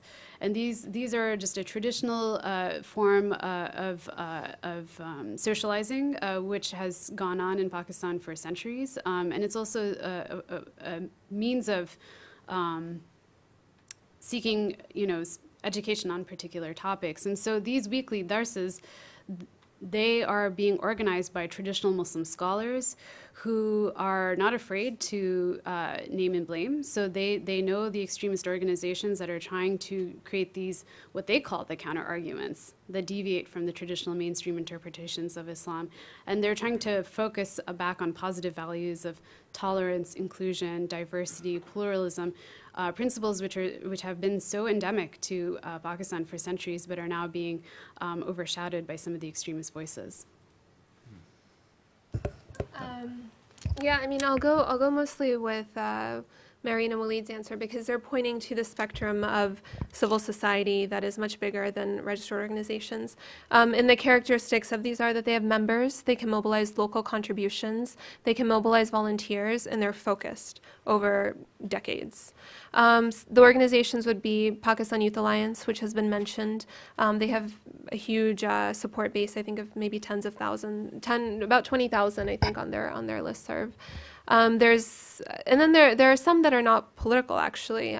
There's one called the Mochi Project, which puts mochis, which are cobblers, who are IDPs, often from militancy-struck regions, through an MBA program to help them double or triple their incomes in some cases. Definitely worth looking up.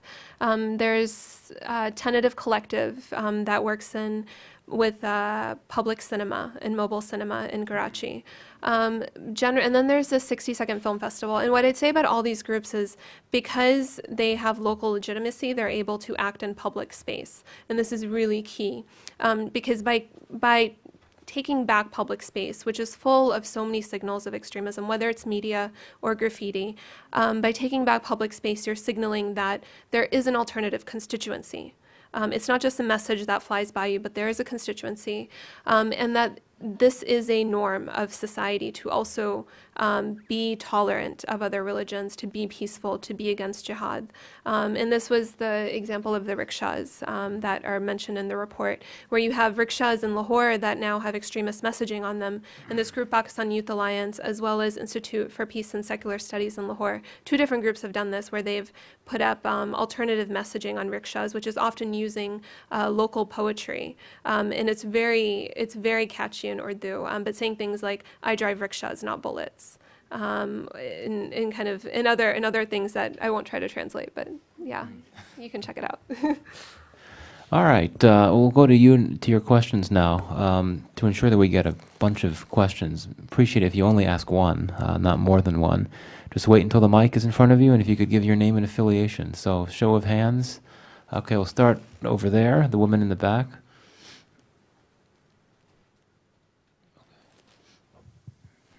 Hi, my name is Khadija Qamar, and I work on Pakistan with USAID. Thank you to all of you for a very interesting discussion. You both mentioned civil society movements that we can better enable with the right tools. But I also want to ask you a question on the other side, that there are several violence inciting organizations that have themselves created movements and have enabled themselves with incredibly powerful tools. Jamaat al-Dawa and its militant organization Lashkar-e-Taiba come to mind, particularly with how they have embedded themselves in society by creating schools, hospitals, businesses, and even have FIF, which is one of the first responders in many disaster situations. So this organization, on the other hand, has very deep roots in society.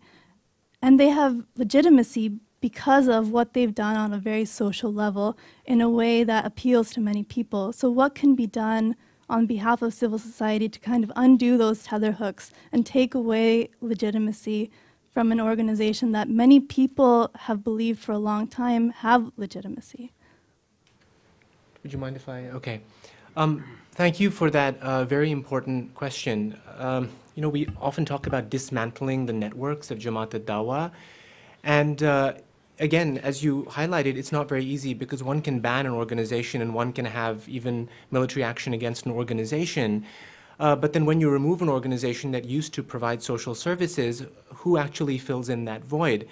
Mehreen and I actually did fieldwork in a village in Kashmir in which literally over a period of 5 years, after the Kashmir earthquake, half of the community actually moved towards Jamaat al-Dawa, not ideologically. In fact, I don't even think they understood the ideology of Jamaat al-Dawa very well, but they actually happened to have the shiniest ambulances, in fact, the only ambulances in the region. So can't agree with you more than enough. If you look at, for example, some of the areas that were affected in southern Punjab, Muzaffargarh, Khangarh areas, you'll find a lot of graffiti and signs of organizations that are actually doing work there, and Jamaat al-Dawa is one of those signs, is one of the groups that are seen there. Then you'll find groups that actually do work, other groups that provide an alternative ideology that are also doing work there. In fact, the Pak Turk schools are also doing work in some of these areas. So one of the things that we highlight in our work is to promote the types of organizations that have a counter-narrative, which are doing work like Jamaat al-Dawa in terms of providing first response. And there are many organizations that are doing that. In fact, many madrasas, again, non-militant madrasas, school and university networks coming out of Multan were using their networks and their institutions as a means to distribute aid in some of the very same places that Jamaat al-Dawa was functioning. Yes. This is Shoaib Adil. I am current visiting fellow at New America Foundation. If you give me some 2 or 3 minutes, I will briefly comment on this civil society and NGOs. 2 minutes, not 3. In Pakistan, you will find hundreds of people who in private will agree with the progressive point of view, but publicly they will stand with extremists. That is why after any terrorist activity, barely more than a few dozen people come out on the roads for peaceful protest against a barbaric act, and this activity is restricted to only some big cities. But hundreds of thousands of people will come out in defense of the blasphemy law or against blasphemous caricature or for jihad against evil forces. As a journalist and political activist, I have been observing the working of NGOs in Pakistan. These NGOs, with the help of foreign assistance, have been aggressively working in the fields of human rights, women's rights, child labor, gender and torture issues, poverty alleviation, and education for the last 30 years. Most claim they are working on the grassroots level. You will also find success story in their colorful annual reports and graphs, mostly available on their websites. These NGOs have conducted thousands of training workshops in which hundreds of thousands of workers have been trained or empowered, but unfortunately, they cannot become an agent for a change, and instead of any improvement, the situation is continuously declining. Extremism on the rise and the human rights situation is becoming grave. Pakistan has become the deadliest country after Syria and Iraq. Basically, the state narrative is jihadi. This generates extremism. So you cannot bring any major change, positive change, unless you have changed its jihadi narrative. If USA is serious to end extremism by assisting NGOs, then its agenda should be very strong and flawless, which is Pakistan should be a secular state. That means religion and politics should be separated. Remove the religious injunctions from the constitution which were inducted by a dictator, General Ziaul, for example, blasphemy laws and hudud laws. Education should be secular. Our curriculum is highly biased, which promotes only hate against other religions, sects, and nations. Defense expenditure should be reduced. Instead of wasting the country's resources on nuclear arms and missiles, they should be diverted to the building and uplifting of health and education facilities, which effectively can replace the madrasas. Thank you. Thank you for that comment. Okay, a question all the way up in the front over here. Thank you, the panel, for the very good talk. I'm Saeed Melody from Afghanistan. I'm a Horford Fellow at the National Endowment for Democracy. You all talked about how this whole issue of extremism and violence is very widespread and endemic in Pakistan, but you rarely mention about its root causes. Yes, you said it's sectarian, it's based on political motives, but don't you think there's also an ideological aspect of it, which Islamic values are used to cover these political movements, and they're used to manipulate people, to mobilize people.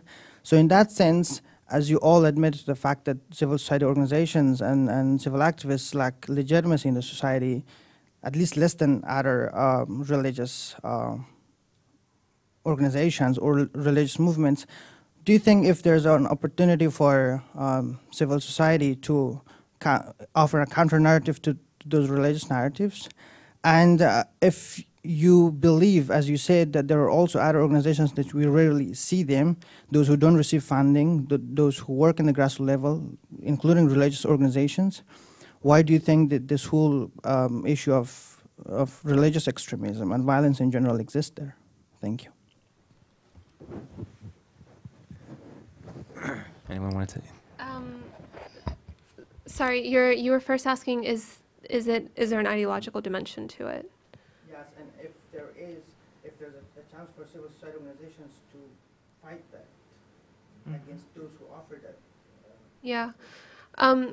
Yeah. Okay. So there is an ideological dimension to it, in that often this is violence being done in the name of religion. And that's something that I think, we saw with the Obama summit, him having a lot of trouble taking the name of religion or that term, and it's not something the United States can do.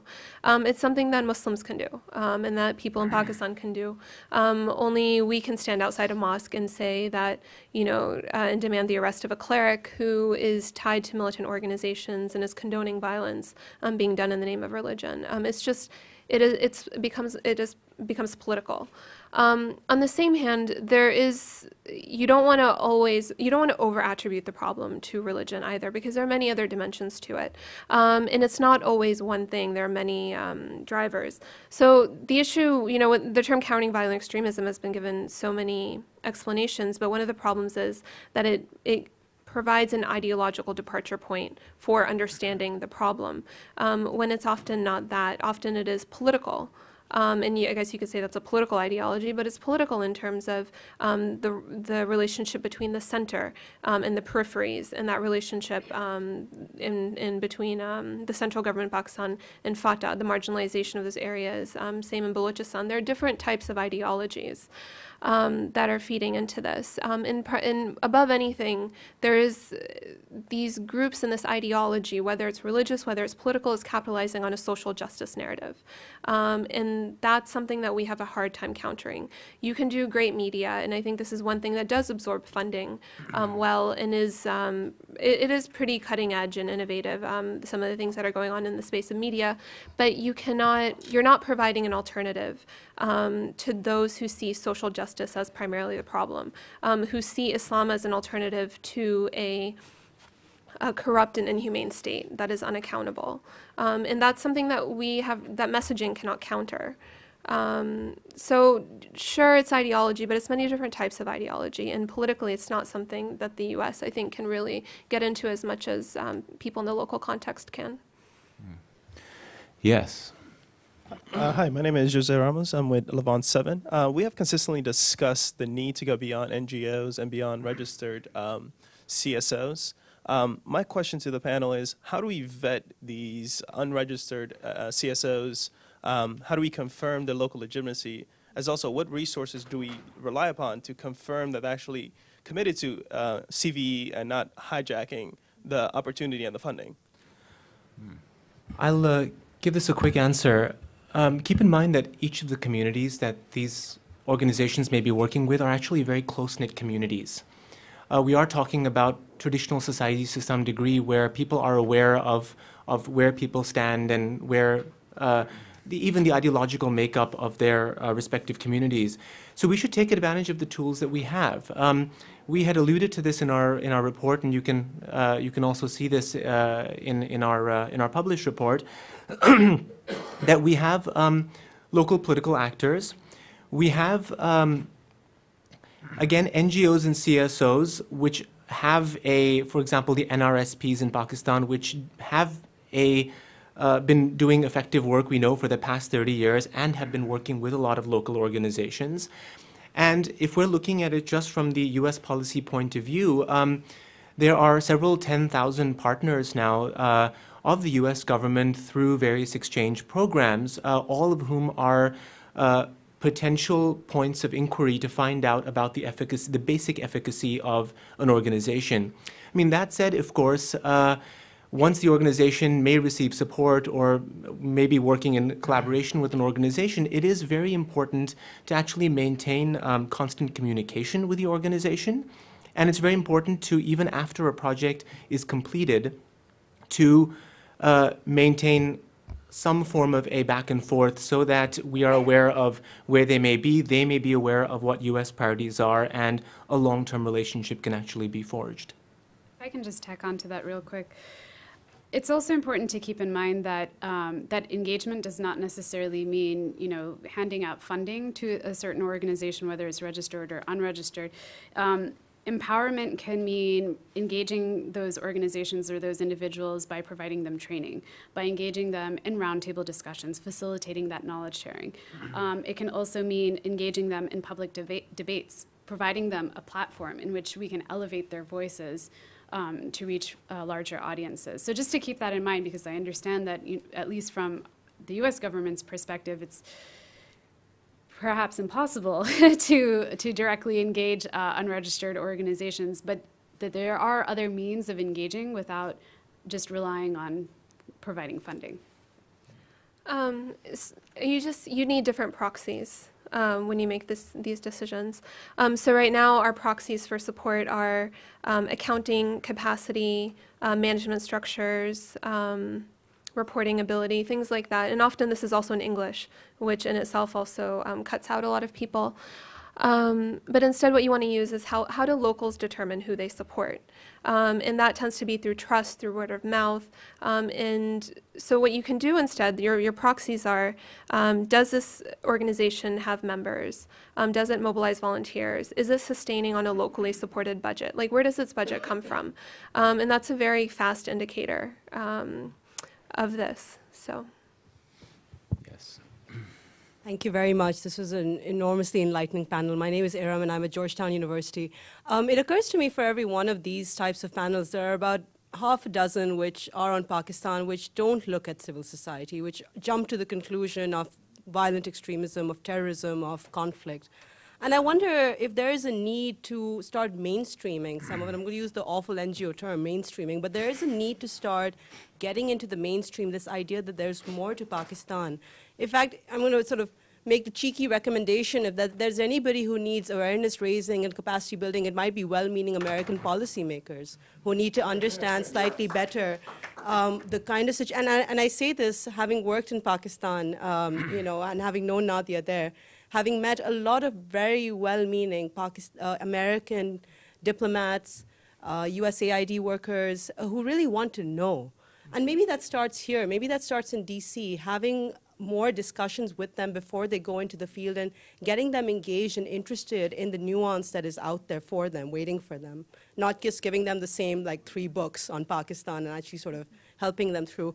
And I wonder if, based on the previous comment as well, if there's any interest in better research on Pakistan. And we talk about evidence-based policy all the time, but is there a demand now for more rigorous research like this, funding the kinds of people who will not tell you anything about terrorism and violence, but will tell you about society and where it is that we can plug ourselves in better.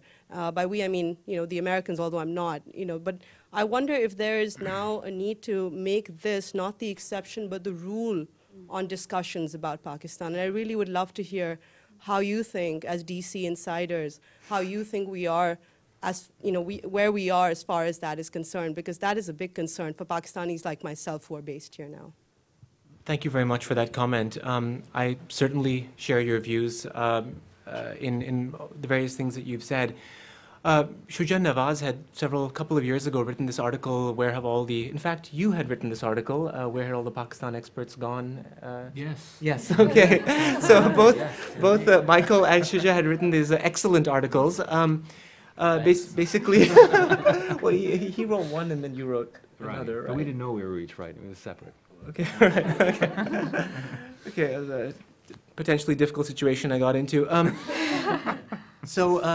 Anyway, the experts in the field mentioned that there has been a dearth of experts focusing particularly on Pakistan, and particularly focusing on Pakistan from a perspective that is not a CVE-focused lens. One can also make the same lament about Afghanistan, that mostly all focus on Afghanistan is also coming from a security standpoint, which obviously leads to generally a more myopic types of policies that come out of people whose concern only goes so far.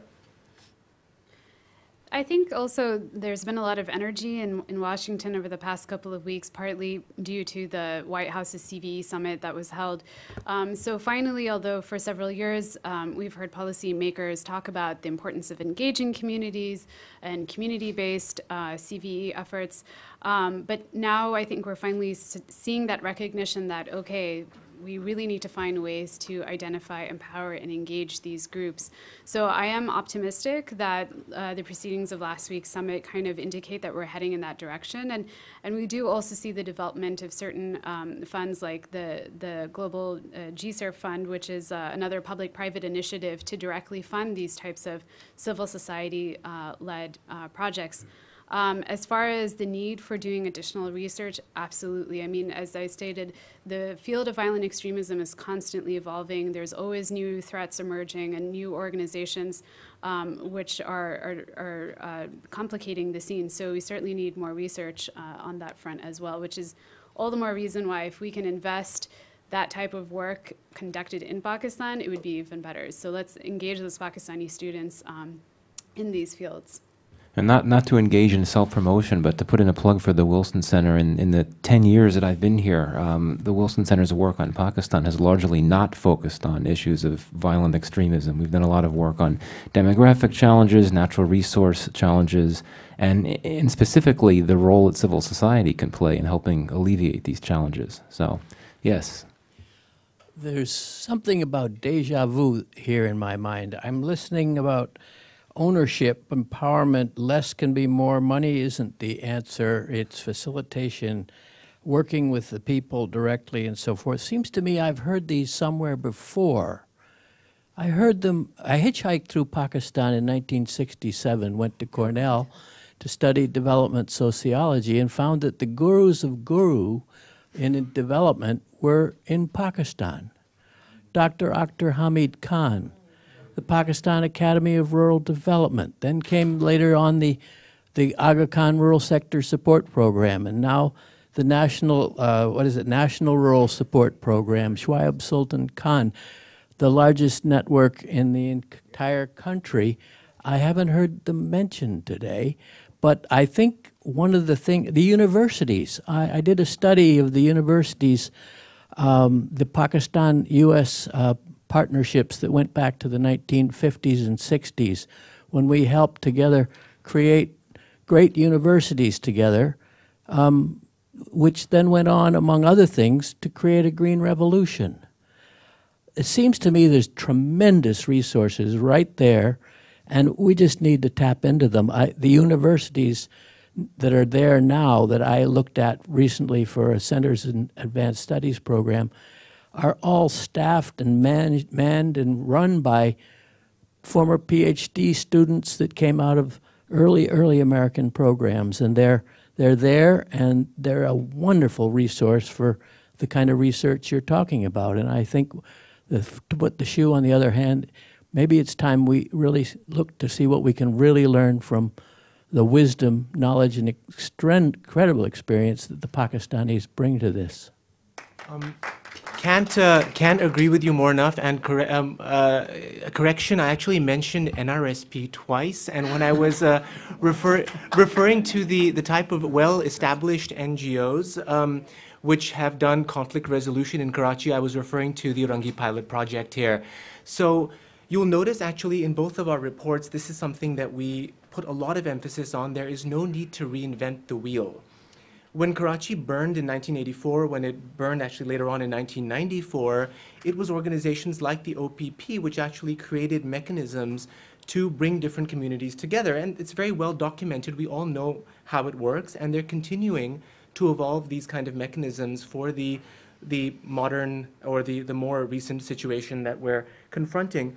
So the point is, rather than looking for new partners on the ground or trying to find new solutions, let's meet with those people who already have those networks, who understand what has actually worked. And in the case of Akhtar Hamid Khan, have actually, with his own hands, worked with the community to understand what resonates and what doesn't resonate.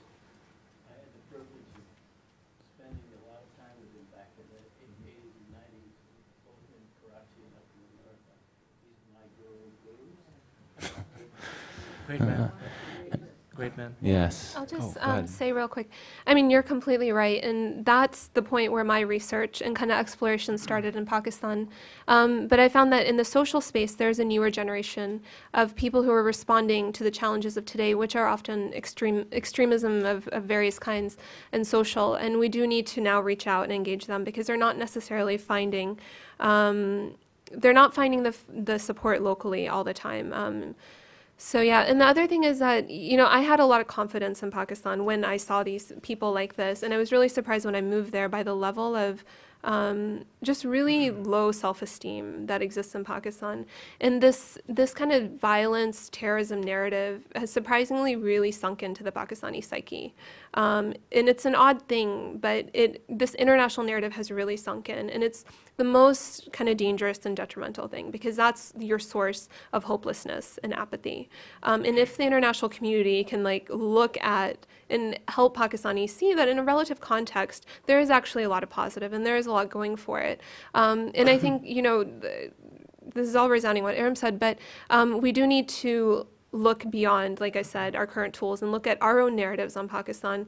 Pakistanis need more Americans and foreigners and internationals in Pakistan. We need to, there needs to be pressure on the government to ease the visa restrictions. People need to see that there are parts of Pakistan that are safe, that you can go to.